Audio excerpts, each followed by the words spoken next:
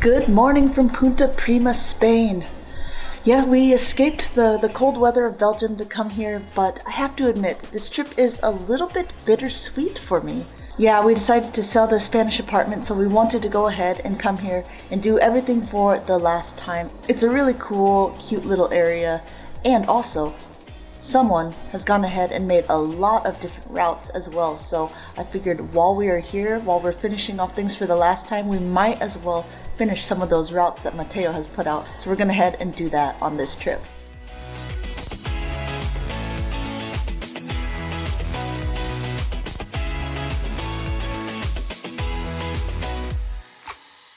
Mateo and Routes is a feature that was introduced late 2023 to Pokemon Go, and it is one of the ways Niantic is trying to inspire trainers to go out and explore their surroundings.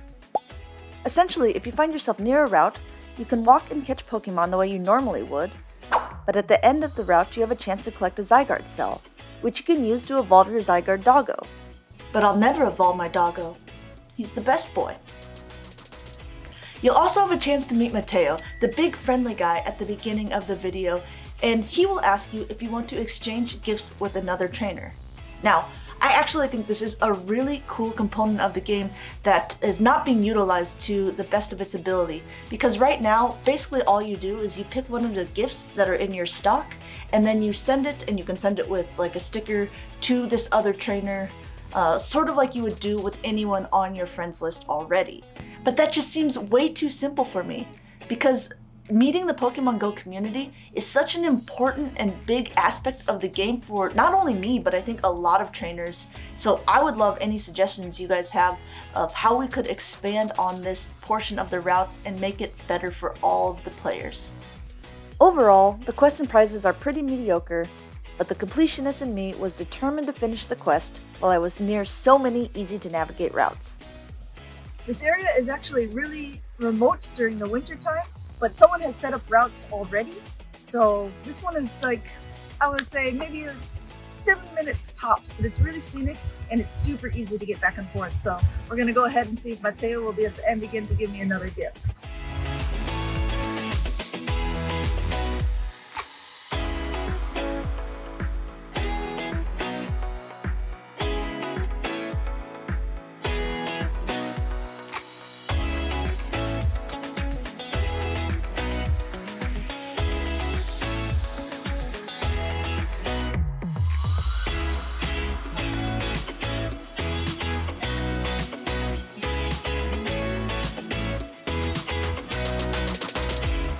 But routes weren't the only thing that was going on for me while in Spain.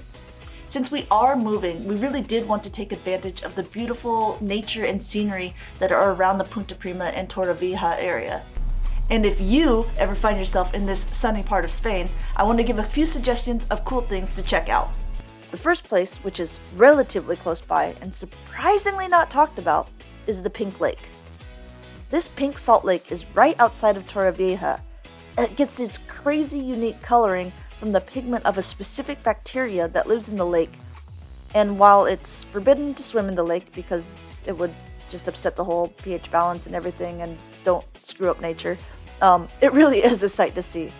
And sometimes, if you're lucky, you can even catch a shiny, you can see some flamingos cooling off in the water.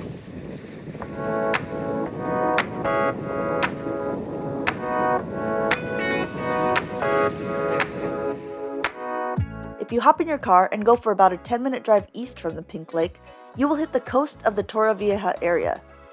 And there, among the small cliffs and rock formations in the water, you will see El Corazón de Cabo Cervera. Or in plain English, you're going to see a cool heart. And like any good illusion, you're not going to be able to see it from every angle, but if you climb down to where the water meets the rock, you're going to see this beauty beating. I just also want to say that if you have the opportunity to visit this area in general, spend some time walking around, because there's so much beauty in the nature here.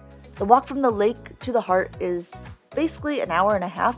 I mean, if you walk from Punta Prima in any direction, you're going to have some fantastic sea views.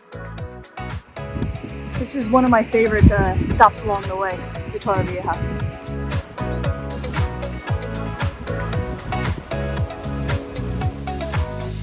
But I digress. On to the last recommended place, and that is Parque Natural El Fondo. The Natural Park of El Fondo is about a 30-minute drive from the Torrevieja area, close to another city called Elche. It's a great place with many paved trails and loops and is a protected wetland area. We're in Parque Natural El Fondo, and we're like the only people here. The weather is perfect. The only bad thing is a little bit of bugs, but that's what happens when you're out in nature. There's also a lot of nice Pokestops in the area as well, so you get to see some cool things. We saw some flamingos. Highly recommend checking it out if you're in the Torrevieja area.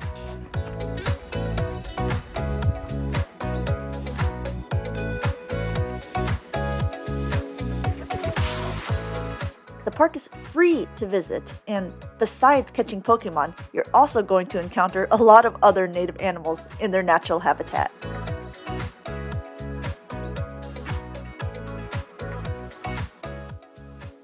And of course, if you're in the area, you just have to explore Torrevieja itself. It's a beach city with tons of good restaurants, bars, and recreational activities. And there's even a small carnival there where you can ride bumper cars and try to win prizes. Or it's just an easy way to finish off the routes quest. Thank you so much for watching this video. It means a lot to me. And if you liked it as well, would you do me a small favor and either give a thumbs up for it, or you can even subscribe to see more videos like this in the future. I do try to post them for most areas that I am traveling to.